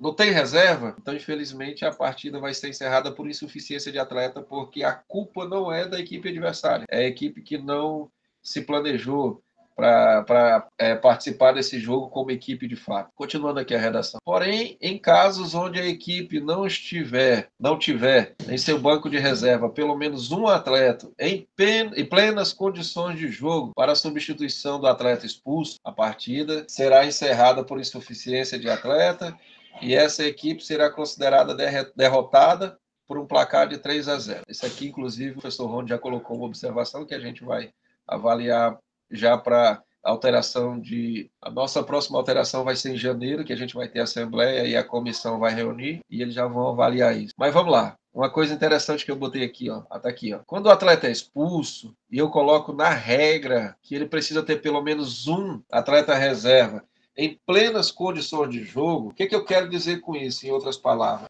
Imagina que eu sou o atleta que foi expulso. Meu reserva é o Ricardo. Mas aí, imagina que o Ricardo tá com a chuteira de trava. E aí o jogo é no society. É na grama sintética, um exemplo. É na sintética. Na sintética não pode jogar de trava. Então, mesmo que o Ricardo esteja lá bonitinho, mas ele não está em plenas condições de jogo, né? Outra situação, imagina que o Ricardo está lá prontinho para o jogo, mas por algum motivo ele está sem caneleira, ou então o calção dele não é igual ao do atleta que foi expulso, a camisa dele não é igual, ou seja, se ele não tiver em plenas condições de jogo, mesmo tendo reserva, essa partida vai ser encerrada e o árbitro vai relatar. Vai relatar que foi encerrada por insuficiência de atleta, que o atleta fulano das quantas não tinha condições de jogo por isso ou por aquilo. Alguém quer fazer alguma observação ou quer falar algo a respeito dessa parte aí da regra? Oi. Pode falar. Caso o calção não tenha número, ele pode trocar de calção? Então, vamos lá. Isso ficou na parte de ontem, né? A nossa regra ela não exige que o calção tenha número. Porém, imagina que eu e você somos atletas da mesma equipe. Eu estou de calção preto, você também. Meu calção tem o número, o teu não tem. Então ele não é uniforme. E está escrito na regra dessa forma. Ou tá os dois com número, ou tá os dois sem número. Não é obrigado a usar o número no calção. Mas se um tiver, o outro tem que estar. Senão não é uniforme. A mesma coisa é a camisa. A camisa não é obrigado a ter o número na frente, sendo que o número na frente é muito importante para o árbitro, né? Facilita. Mas se um tiver número na frente, o outro tem que ter. Pode falar, professor. Só uma pergunta que já passou ontem para colaborar com hoje. Diz que, no caso aí de uma expulsão, deverá ter no banco de reserva um jogador em prontidão para entrar em quadra de jogo, certo? Ou em campo de jogo. Isso. Vamos lá. Vamos imaginar que esse jogador em questão expulso seja o goleiro, beleza? Correto. Eu vi lá que deverá ser informado que o goleiro deverá levar uma outra camisa, não é assim? Sim, sim. Sugestão. E que não pode ser igual também, né? Tem que ser igual ao do goleiro titular, né? Igual no futsal. A sugestão que eu deixo é exatamente essa, igual ao futsal. Como todo jogador pode ser um goleiro, já que eles podem ser goleiro de qualquer forma, que eles levem uma camisa da cor diferente se precisarem utilizar como goleiro. Tipo, o goleiro foi expulso, não tem outro, é o mesmo 5 que vai pro gol com a cor de camisa diferente. Entendi. O goleiro linha, né? Em resumo. Porque senão vai entrar na onda do colete, não tenho camisa, tem que pegar outra, e aí o árbitro vai ter que relatar que o jogador número 5 foi pro gol, usou a camisa do goleiro que foi expulso. Isso, que o número 5 virou 12, né? Se todo jogador já for lá, eu tô com camisa amarela agora, por acaso, e o outro time tá de camisa verde, mas eu levei uma camisa azul do mesmo número da que eu tô usando, se todo mundo tiver uma outra camisa no banco de reserva da mesma numeração, pode ir pro gol a qualquer momento. Sim. E aí não vai atrasar a partida e não vai ser preciso mandar buscar em algum canto. Só uma observação. Não, correto. É porque como a gente baseou no Futset, e aí a gente colocou que ele tivesse que levar essa camisa e ela podia, com base na regra, o Rony é o número 10, e aí não tem goleiro, lá tem uma camisa número 12 registrada em súmula que está preparada para qualquer pessoa usar. Mas aí o mesário tem que dizer que o Rony para de ser o 10 no minuto tal do tempo X e passa a ser o 12 agora porque ele entra como goleiro. Porém, a tua observação é que a gente usa igualmente o goleiro linha do futsal, porque aí já resolve. Se o goleiro é o Rony, então o Rony leva 2 camisas, uma 10 amarela e uma 10 verde, por exemplo, não é isso? Isso, exatamente. Para que facilite a vida deles, porque como a regra já diz que se no momento da expulsão não tiver o jogador com uniforme adequado para adentrar a quadra de jogo, ela será dada como encerrada. A única forma que eu tenho de não encerrar, mediante o que está escrito no livro de regra, e aí caberia o tal do jogo de cintura, e você sabe que quando entra o tal do jogo de cintura, esse jogo de cintura pode ser igual ao da Gretchen, que ela tinha muito jogo de cintura e tem gente que não tem. Então, assim, para que facilite para o entendimento da regra e para o entendimento do árbitro e do mesário, seria conveniente colocar em algum canto na regra que o jogador, a equipe deverá, se precisar, usar um goleiro linha, camisa do mesmo número dele, com uma cor diferente dele e da equipe adversária, que é o que acontece no futsal. O árbitro precisa ir lá, pegar a camisa, apresentar na mesa, olha, se for ter o goleiro linha, vai ser o número 5, ele vai usar essa camisa aqui. Pronto. Acabou, matou a charada. Sim, facilita até para quem está assistindo a partida. Alguma dúvida, gente, para a gente poder continuar aqui? Vamos lá. Nos casos de expulsão de membro da comissão técnica, o membro expulso precisa se retirar do ambiente da disputa da partida e a mesma só poderá ser retomada após o cumprimento desta regra. Isso acontece muito. Tem uns caras que é expulso e ele continua reclamando e brigando e isso e aquilo, então a gente já coloca na regra, porque aí ele não tem argumento. Avançando aqui, gente, deixa eu olhar aqui o horário, porque às vezes eu fico esquecendo. Então, avançando aqui para a regra 9, banco de reserva. Durante uma partida de X1 ou de X2, o banco de reserva das equipes será composto por atletas suplentes e comissão técnica devidamente credenciado, listados em súmula oficial do jogo, ficando expressamente proibido qualquer tipo de pessoa junto ao banco de reserva. Ou seja, qualquer outro tipo, né? Por que eu escrevi dessa forma? Porque no X1 a galera tem uma história de dizer assim, vou levar o Rony porque ele é meu patrocinador, vou levar o Ricardo porque ele é o médico, vou levar o outro porque é o atendente. Não vai. A comissão técnica, e vocês vão ver mais à frente na súmula, só tem espaço para 3 pessoas. Eu tô nem aí se ele vai levar o delegado, o juiz, o presidente, o governador, ele só vai levar as 3. E aí cada uma no seu devido local. Se o Ricardo está como treinador, o treinador é o Ricardo. O outro está como atendente, como que for, a própria regra vai dizer, né, que tem que estar vinculado à classe dele, né? Ele tem que ter registro. Não é só o cara dizer que sabe dar massagem e tá lá, não. O cara tem que estar devidamente registrado e tem que ter o registro dele válido. Aí, bora ver aqui. Observação da regra. É proibida a permanência de atletas ou membro de comissão técnica no banco de reserva da equipe sem o cumprimento total da regra 4 deste livro. Ou seja, estou lembrando aqui de cabeça, até eu acredito que essa regra aqui é quando fala lá justamente sobre os equipamentos. É que o cara que é técnico, ele não pode estar de chinelo, o cara que é técnico, se ele tiver de bermuda, essa bermuda tem que ter a logo da equipe, tem que ser uniforme. Não pode ser uma bermuda jeans de qualquer jeito.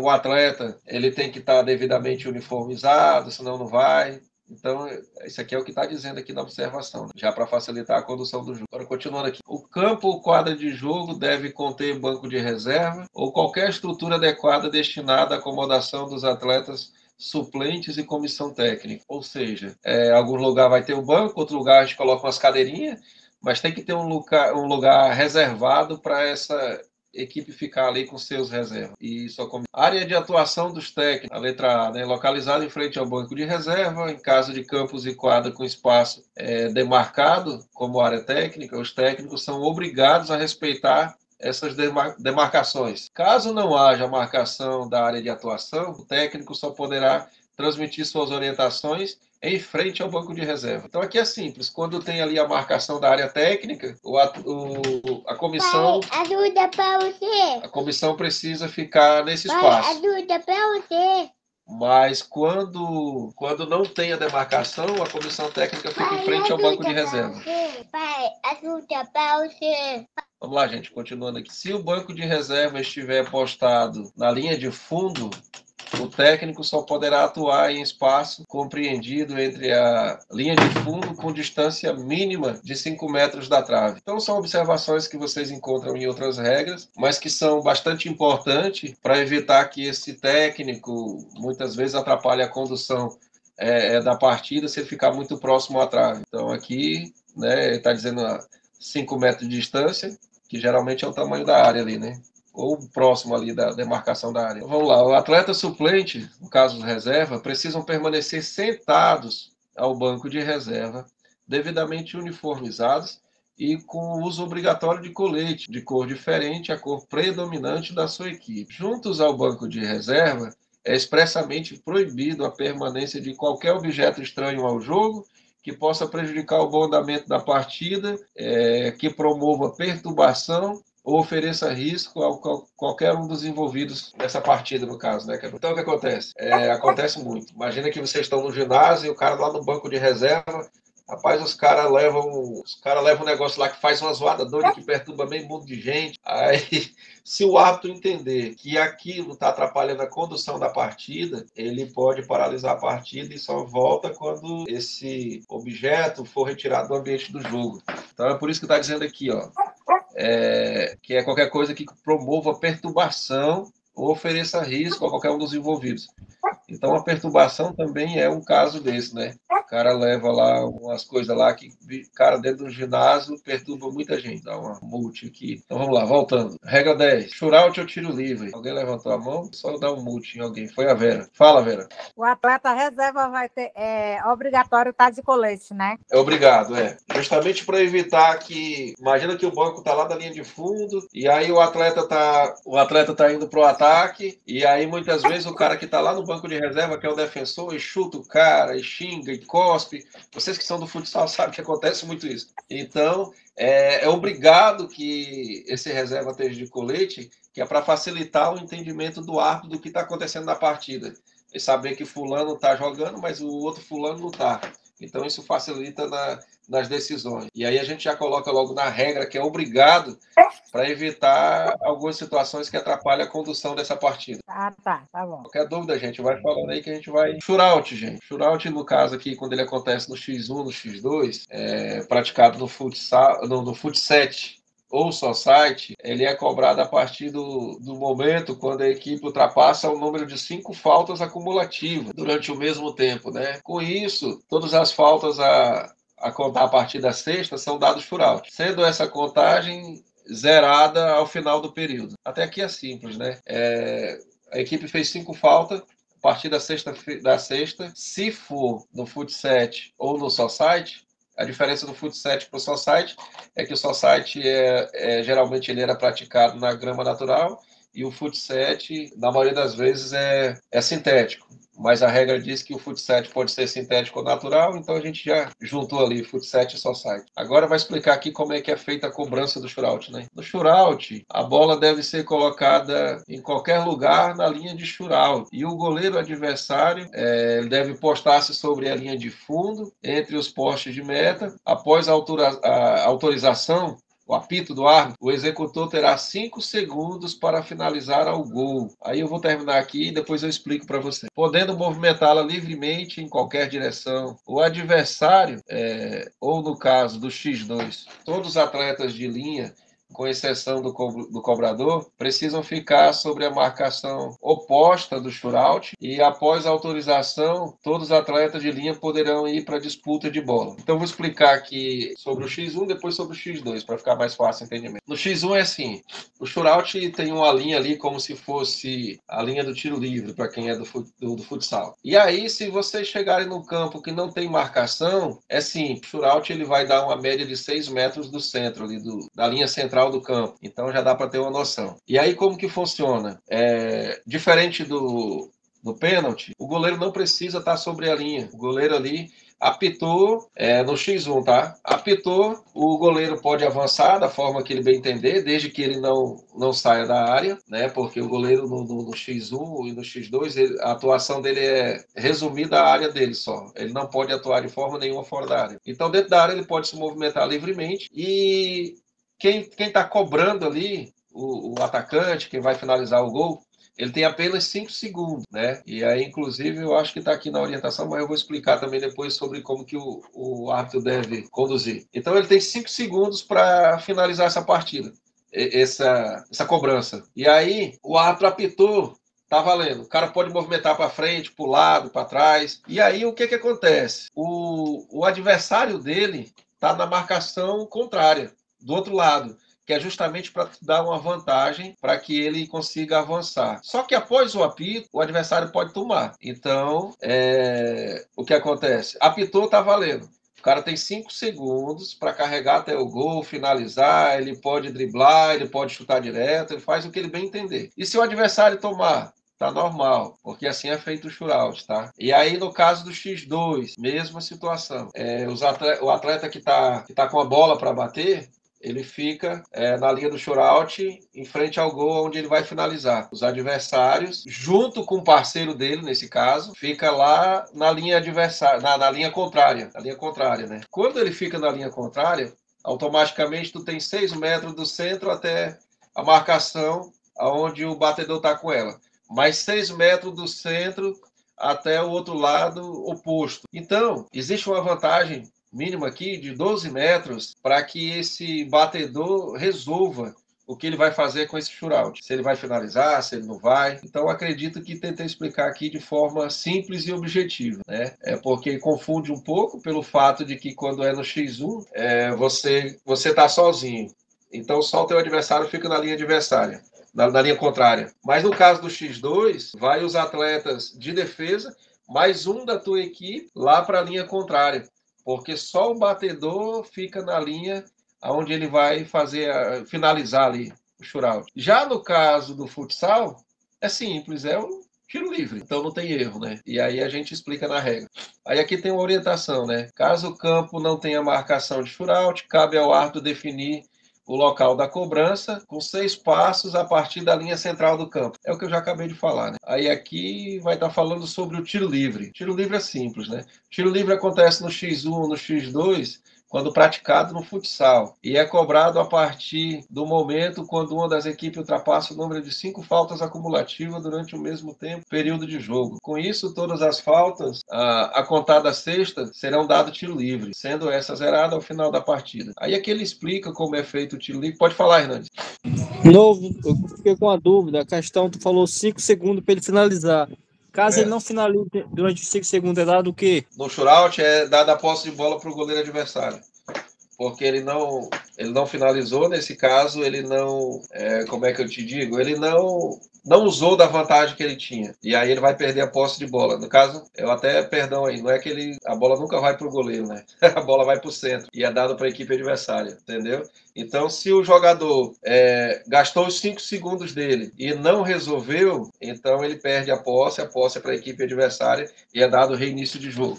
Como já foi explicado, todo início e reinício é ao centro.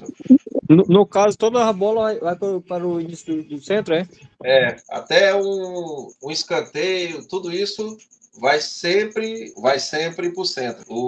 Então, não tem muito o goleiro ali com a bola não, a não ser, que inclusive também está aqui na regra lá na frente, quando o cara chuta para fora.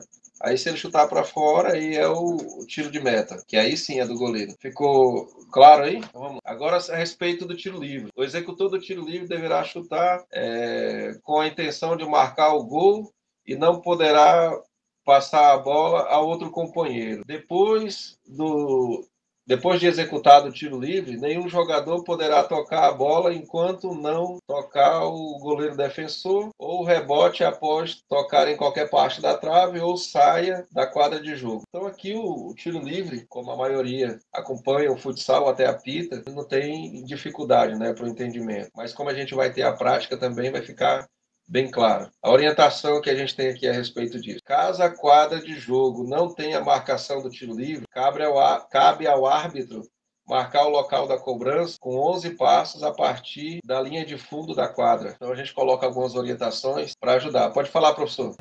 Então, no caso do que não está especificado aí, segue regra geral. Tipo, do shootout, Chico. Vamos pegar o shootout, né? O jogador tem 5 segundos com 4, chutou, bola pegou no poste, voltou para ele, ele pegou na bola, tiro livre indireto contra ele, ou meio campo, né, no caso, porque não tem tiro livre indireto? No caso do shootout, ele é diferente do futsal. O shootout é o seguinte, ele chutou, inclusive, quando tu falou agora, eu pensei que tem que ser refeita mesmo essa parte. Porque ele chutou, a bola bateu na trave, voltou, o entendimento é que ele já finalizou. Pois é, regra geral, ele não poderia voltar a tocar a bola, porque como ela não tocou no goleiro adversário, ele voltou a tocar ela mais uma vez sem ter tocado nenhum adversário. Logo, seria um bitoque. Sim, entendi o que está falando. É porque o shootout, ele segue a regra do fut7. O tiro livre segue a regra do X1. Então, isso chega a ser um pouco confuso, porque junta duas regras para criar uma. Mas eu acredito que eu não sei, né? Eu não dei uma linha da frunda ainda, mas em ambas ele não poderia tocar a bola a segunda vez sem que ela tocasse o adversário, não é isso? Quem tá falando? Seria bitoque, né? Isso. Só que aí, professor, é o que acontece. No fut7, o shootout, o atleta pode dar quantos toques ele quiser. Ele não tem a situação do bitoque. O fut7 ele é à vontade. Certo, que aí ele vai e executa. A pergunta é, a partir da execução, 4 segundos chutei. A bola foi em algum dos postes e voltou nele. Eu entendo que para a execução, 5 segundos ele tem essa obrigatoriedade de ir em direção e finalizar com o intuito de fazer o gol. Correto. Porém, se não tiver toque do goleiro, a bola tocar na trave e voltar para ele, ainda assim, considerará como conclusão do lance? Não conclui, tu está correto nessa parte. Ela não conclui porque não houve a participação de nenhum adversário, é só ele. Então, ele está contando os 5 segundos dele. Aí, se ele ultrapassar os 5 segundos, ele vai perder essa condição, né? Vou assim chamar, da posse de bola. Então, eu sugiro aí que dê uma conversada aí com os meninos que te ajudaram aí na execução, para que nesse lance aí, 5 segundos, chutou, o goleiro não conseguiu fazer a defesa, pegou nos postos, voltou para ele, que ela seja invalidada ali. E aí, a forma de invalidação aí discernir se vai para o meio campo, se atira o livre direto contra ele. Tá? Vai para o meio. Beleza. É sempre no meio. Fala, Hernandes. Olha, na questão eu tenho uma dúvida que tu falou do shootout na quadra. E na quadra, como é que é esse shootout? Ele é chutado direto, é? Na quadra é tiro livre. Mas caso ele bata direto na trave também e volta nele, é dado tiro livre direto? O adversário? Nesse caso aí ele vai ser o bitoque, né? Pode responder, professor, para ele.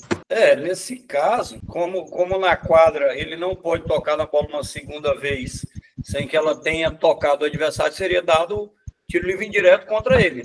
É por isso que eu estou dizendo, cabe amadurecimento do texto para que se mate tanto num quanto no outro seja a mesma especificidade do lance, né? Seria dado um tiro livre indireto a favor da equipe adversária. É porque no nosso caso, né, do X1, o que acontece? Ela morre ali quando entende que houve uma infração. Houve infração pelo fato do bitoque, então ela vai para o centro, ao invés de dar o tiro livre a favor do adversário, ela vai para o centro com a posse para o adversário, que perde a posse. Mas é que nem o professor disse, cabe uma redação mais clara. Rapaz, eu já estou com medo desse povo não querer que eu participe amanhã, eu vou ficar quieto aqui.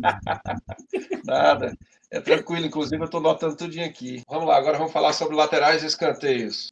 Será considerado... Aqui o lateral é simples, não vou nem perder muito tempo porque está faltando 10 minutos, gente. Eu vou tentar fechar nessa regra do lateral. O lateral não tem muito o que inventar, né? Será considerado lateral quando a bola ultrapassar inteiramente as linhas laterais, pelo solo ou pelo alto, e deve ser colocada em jogo por atleta adversário, aquele que o último que tocou nela, né? Ou seja, o Hernani está com a bola, essa bola saiu na lateral, seja pelo chão ou pelo ar, essa bola vai para o centro e ele vai perder a posse porque foi ele que saiu com ela para a lateral. E no escanteio é a mesma coisa, né? Toda vez que houver um lateral ou um escanteio, é dado reinício de jogo no centro, ficando aí para você. Novo, esse reinício é bola no chão? O reinício é o centro. É a bola no centro e começa de novo, igual como se fosse o início da partida. A bola está no centro, tem que ser movimentada para frente, para trás, para o lado, para qualquer jeito. Ela não pode ser batida direto, feito um gol diretamente. O início e reinício é igual sempre. O que facilita no X1 é que houve um lateral, houve um escanteio, sempre vai para o centro. Mas a forma de bater a bola no centro é igual. Ela tem que ser movimentada. Claramente, para um lado, para o outro, para frente, para trás, tem que ser movimentada. Se o Hernandes bota a bola no chão e vai lá e chuta direto para o gol, ele não é válido, porque a regra diz que não vale o gol direto. E, além disso, ela tem que ser movimentada claramente. Então, tem tudo isso. A gente simplifica, né? A regra simplifica. E é importante, no caso, a experiência do professor Rony, porque colocações que ele colocou, a gente não tinha nem atentado para isso. Nesse caso aí é só a pessoa ficar atento, que nesses casos, lateral e escanteio, a regra sempre diz o seguinte, lateral e escanteio sempre será reiniciado de acordo com o início da partida, aí você matava. Isso. Sempre que houver lateral e escanteio, o reinício de jogo será de acordo com o início do jogo. Fato. Tiro inicial. Então, gente, por hoje, a gente vai fechar aqui, que está faltando 8 minutos. Eu vou abrir um pouco aí para alguém que quiser fazer algumas considerações finais. A respeito da regra, né, é normal que a gente entenda, como eu já falei para vocês, é uma modalidade que nasce, muita coisa vai avançar ainda, se Deus quiser. Então, tem coisas que vai mudar, isso é fato, mas a gente vai mudar com muita responsabilidade, né? Vai passar para a comissão e a comissão vai decidindo. Pode falar, professor. Então, como você abriu para as considerações finais, aí primeiro eu quero agradecer, Novo, o seu convite, né? E agradecer também o Nego, né? Nego, me perdoe chamar de Nego, mas eu aprendi Nego, vai ser Nego até o fim da vida, velho. Tá que nem eu. Assim, é o Nego do coração, ele estava aqui agora, não sei se saiu, né? Mas pedir desculpas aí para os colegas que não se manifestaram tanto, mas eu digo a todos que é de suma importância que cada um fale e tire suas dúvidas, porque um árbitro com dúvidas, ele é um árbitro que na hora que ele terá que decidir, ele não vai decidir porque as dúvidas vão continuar com ele. E se eu puder deixar de sugestão para você e para os demais, que possam fazer a leitura do restante da regra, do que falta, anotar o que tem de dúvida, e no momento em que você estiver falando que essa dúvida apareceu, que essa ideia aparecer, que esses mesmos possam fazer colocações. Porque, sim, assim, como eu me conheço minha história, e tem o Rui Maia, sempre charmosão, Rui Maia, e sempre vai haver essas situações, cara, e eu sou muito sincero, quem me conhece sabe disso, eu não preciso pedir para ninguém me dar tapinha nas costas, então vão sempre dizer assim, ó, o cara participou, um dia e quis falar mais do que os outros, quer aparecer mais do que os outros. Não é questão de querer ou não aparecer. É questão de tentar ajudar da melhor forma para que o entendimento seja melhor, para que a regra seja melhor colocada e para que todo mundo execute da melhor forma, porque se todo mundo executar da melhor forma, quem ganha? É a confederação, é a federação, e quem ganha é o jogo, não é nem o Zap, é o jogo. Mas se todo mundo fizer igualzinho, se todo mundo não tiver dúvidas para dirimir, e aí o negócio vai de vento em popa. O grande problema é que toda unanimidade é burra, e se está todo mundo muito calado, eu tenho quase certeza que pouca gente está entendendo. Então, que leiam a regra, que possam dar uma desanuviada assim, o que tiver de dúvida.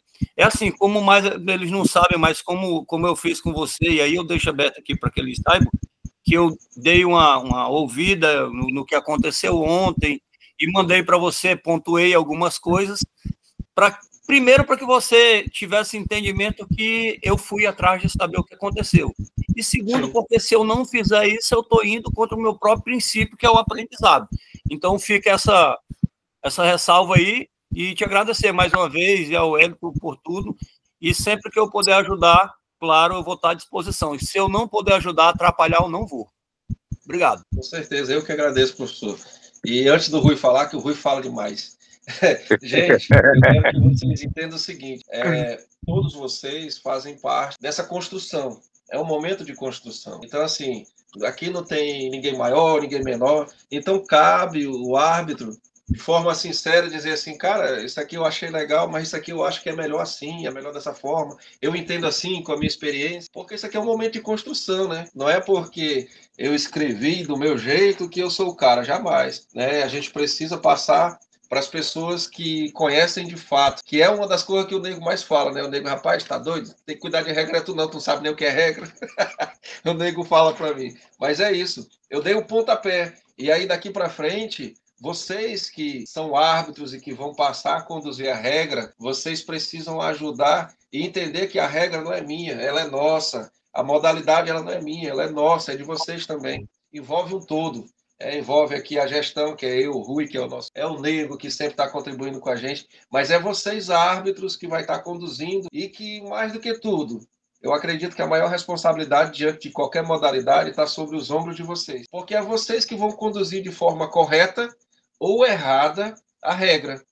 Porque se vocês conduzirem de forma correta, os atletas vão entender, os clubes vão entender. Se vocês conduzirem de forma errada, vocês vão estar fazendo um desserviço à nossa confederação e à nossa modalidade. Então, entendam que esse projeto é tanto de vocês quanto nosso. Pode falar, Rui.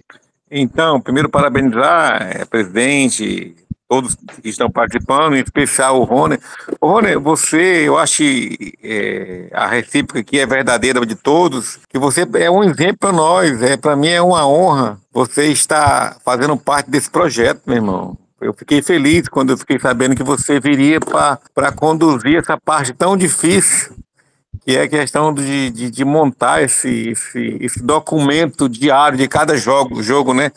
E você tem conhecimento de causa, né? Você tem o nosso respeito aí, pode fazer pergunta, intervir a hora que você quiser. Eu acho que quem vai ganhar é a federação, é a confederação, é a federação de desporto. Quero muito que você possa emprestar todo o teu conhecimento, meu irmão. É uma honra estar ao seu lado, meu irmão. Ô, irmãozão, obrigado, viu? Eu me sinto lisonjeado. Saber que esses 19 anos de futebol de campo e CBF, esses 16 ou 17 de futsal aí, pode ajudar de alguma forma o nosso estado, o nosso município a crescer em relação ao país. E assim, conhecimento hoje ele é dado, né, cara? Tá aí explícito. O que a gente pode é ajudar ali com aquele know-howzinho que a gente teve em quadra de jogo, e dirimindo as dúvidas com os colegas. Assim, para mim é uma honra. Sempre que eu sou convidado e posso, eu me disponho, porque eu gosto de trabalhar na área. Obrigado, meu irmão. Tamo junto. Eu também estou por aqui para contribuir no que eu puder. Não tenho muito conhecimento, mas tenho força de vontade. Eu sou colonheiro, meu irmão. Sou da turma do João Gito. Tenho vontade, Rony. Então, Seja bem-vindo, obrigado a todos aí. E o que depender do nosso esforço, vocês não estão acompanhando muito o nosso trabalho, meu e do Donald, mas não está sendo fácil não, mas não adianta a gente colocar nada para vocês nesse momento, mas vai ter um dia que nós vamos se reunir todo mundo e nós vamos passar para vocês o quanto foi difícil realizar esse projeto. Mas nós estamos batalhando, tá, meu irmão? Vai avançar. Vera, tu tinha levantado a mão, Vera? Nada, só para agradecer também. E é muito bom estar nesse curso. Ó. A gente tá aprendendo. Eu aprendi muita coisa hoje já. E ontem eu assisti a de ontem também. E amanhã eu já vou imprimir, que eu gosto de estar com o papel na mão. Que com o papel eu marco todas as minhas dúvidas. Eu vou marcando com marca-texto, que é para me fazer perguntas amanhã. Mulher, se tu falar de papel, aí eu vou apanhar do Rony, que o Rony é professor, ele vai dizer, rapaz, como é que faz o curso e cadê os livros para cada um? Mas eu vou imprimir o meu lá na escola amanhã. Mas é isso mesmo. Jardel, que fala bom que aí. o Rony está com a gente, né? Com certeza, né? Vou deixar ele de novo no município. Mas o Rui estamos aqui na batalha. Manda, Jardel. Alô. Valeu. Cadê o Jardel? Levantou a mão e depois desistiu? Na escuta. Como eu perdi a aula de ontem, eu não acompanhei do início, eu não vi muito sobre a aula de hoje, a quantidade de atleta que vai ser inscrito na modalidade X1 e X2 e questão de lesão durante a partida. Como que vai ser conduzido caso o atleta que esteja disputando durante o período do tempo de jogo sofra uma lesão que possa sangrar. Qual norma vai ser tomada naquele momento, que atitude será tomada sobre mais ou menos isso. Então vamos lá. A quantidade, inclusive, tu dá uma olhada lá que está no YouTube e a gente postou até no grupo. A quantidade, no X1 são 4 atletas, 2 jogando, um goleiro e um de linha, 2 reserva. No X2 são 5 atletas, 3 jogando, sendo 2 de gol, 2 reserva. Em resumo, sempre vai ter 2 reservas. A gente não, inclusive, vai melhorar essa redação, se Deus quiser, mas a gente não, quando se fala de contusão, a gente não usa muito ali o termo contusão. A gente usa o termo ali quando o atleta não tem condição de jogo. Então, imagina que tá jogando a minha equipe contra a tua, e a tua equipe for direitinho com 4 atletas por X1, tá 2 jogando, 2 no banco, e a minha foi só com 2, um goleiro e um de linha. Então tá normal, vai ter jogo. Eu tenho a quantidade mínima, você tem a quantidade que a regra pede. Só que durante a partida, se um dos meus atletas não tiver condição de jogo, essa partida vai ser encerrada por insuficiência de atleta e vai ser marcado o placar do jogo de 3-0. E não tem conversa, porque o fato de eu não ter levado 4 atletas quando a regra me permite, você não tem culpa se 4 e eu não tenho reserva. Por quê? A partir do momento que um atleta teu se machucou, caiu, não tem condição de jogo, aí o árbitro vai lá perguntar pro atleta, né? Tem condição de jogo? O cara diz tem não. Então, beleza, substituição imediata. Ele vai ser atendido lá fora. Tu não quer saber se o cara machucou, se não machucou, porque não é o papel do árbitro descobrir se o cara tá machucado ou não, porque isso aí é o papel de um médico, não é nosso. Então, o árbitro, o cara machucou, qualquer motivo que seja. O árbitro pergunta, tem condição de jogo? Tem não. Então, vai substituir de imediato e ele vai se resolver lá fora. Agora, o que tu relatou aí, eu vou ser honesto que eu não pensei. Mas a gente vai ter um reforço aí na Nacional de Regra, a gente vai colocar. E a respeito do sangramento e tal, isso a gente vai usar a mesma regra da FIFA, né? Porque vai evitar que o atleta o material tiver... No momento, a regra não atentou para esse fato. É porque é um jogo de muito contato, né? Muito contato físico. Atentou sim, só que ela atentou de forma de regra geral, porque quando a regra fala que qualquer jogador que vir a ter um tipo de contusão, e como nós não somos médicos para definir, será tratado fora da quadra de jogo, então assim, tratou, teve sangramento, teve algum tipo de contusão mais grave, será conduzido para fora da quadra de jogo. Regra base, sangrou, está com material, surge sangue, ele tem que recompor o material. Aí é questão de regra geral. Então, é textual, é mais textual. Mas quanto ao atendimento algum poderá ser feito a quadro de jogo. E aí, os cuidados que se tem que ter. Porque, assim, dependendo do tamanho, da gravidade, não pode mexer em determinado. Então, precisa se fazer uma redação mais firme por algumas ressalvas, né? Deus me livre e guarde, tem uma fratura grave, eu passei por mais complicada para quem acompanhou lá, eu estava no calafático, teve uma súbito e a gente teve que entrar para reanimar, sei lá, pode ter uma fratura mais grave, uma fratura exposta, que não pode mexer no cara, então tudo isso tem que ser analisado muito friamente para que Deus o livre e guarde. Na hora que acontecer uma situação dessa, não se passe por situações vexatórias, nem situações que possam colocar o árbitro e a federação e a confederação em saia justa. Então, é só uma questão de adequação de texto para casos mais graves, né? Mas a regra já diz que qualquer tipo de contusão, e aí quando fala qualquer tipo, é qualquer tipo, o jogador deverá ser tratado fora da quadra de jogo e deverá ser incluído um novo atleta na quadra de jogo.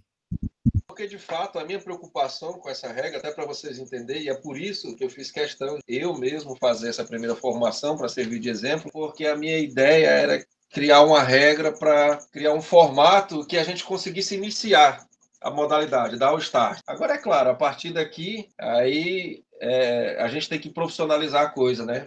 Então, quem vai tratar de regra vai ser específico, a Comissão Nacional, que aí vai caber a quem vai assumir a presidência decidir se coloca mais gente, menos gente e tal. Mas aí, em resumo, a gente vai ter dado a nossa contribuição e a gente vai ter dado o start para o nascimento de fato da modalidade. Porque aí cabe, principalmente a você, Rony, como professor, com toda a tua experiência de vida, não é querendo dizer que a gente é melhor que ninguém, mas pelo pouco que tu acompanha aqui, e o Jardel até apita X1, tem outras pessoas aqui que apita X1, o próprio Marcelo que está aí também, e aí vocês percebem que existe uma diferença entre o formato apresentado pela gente e o formato dos caras. E aí vocês jamais vão encontrar eu falando mal do formato dos caras, mas eu estou dizendo que o nosso, a gente está preocupado em transformar em esporte de fato e direito, né? Um exemplo, eu estou preocupado com a inclusão social quando eu coloco a categoria de 100 a 120 quilos. A gente tem na nossa Comissão Nacional de Regra uma pessoa que faz parte da Confederação de Amputados. A gente vai ter X1 de amputados. Isso é inclusão social. Isso é transformar em esporte de fato e direito. E não apenas num jogo festivo de aposta, só joga o Jardel contra o Marcelo porque são atletas de alto rendimento. E por que não um jogo do Nego, por exemplo, contra o Ruimar, que já foram atletas de alto rendimento, e aí por que excluir eles da modalidade? Então a gente pensa em tudo isso.